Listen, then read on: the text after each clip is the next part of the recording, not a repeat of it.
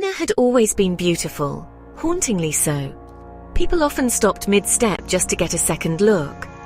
Sometimes they smiled, sometimes they whispered, but sometimes they only stared. It started on a rainy evening.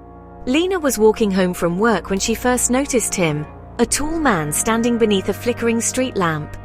His posture was unnervingly stiff, his face obscured by the shadows of a wide-brimmed hat. He didn't move.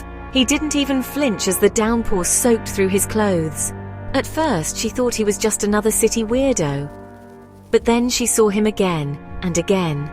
The next night, she spotted him standing outside her building, perfectly still, his head tilted slightly upward as if looking at her window. Lena locked her doors, drew her curtains tight, and yet, when she peeked outside hours later, he was still there, standing in the exact same spot. She barely slept that night. By the third day, she was unraveling. She started seeing him everywhere, outside her workplace, across the street from her favorite cafe, reflected in darkened shop windows.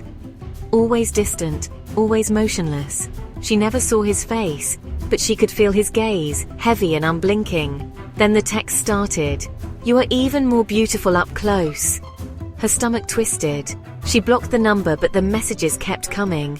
"I love the way you bite your lip when you're nervous." "Red looks nice on you." She had worn a red dress that day. "Do you think about me too?" The police were no help, no real threats, no real crime, just a man who never quite did anything. Then one night, Lena woke to silence. The rain had stopped. The city outside was dead quiet, unnaturally still. And then, a creak inside her apartment. Her blood ran cold. Slowly she reached for her phone, but before she could touch it, she felt something. A shift in the air, the unmistakable sensation of breath against her ear. "I like it better when you're scared." The lights flickered, and she turned, only to find her bedroom empty. But the closet door was open.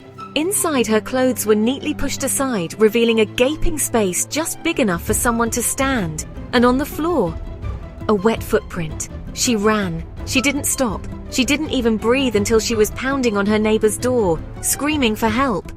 The police found nothing. No forced entry, no signs of disturbance. Just an empty, quiet apartment. But when Lena checked her phone later that night, a new message waited for her. A photo of her, sleeping, and in the corner of the image, barely visible in the shadows, the man in the hat.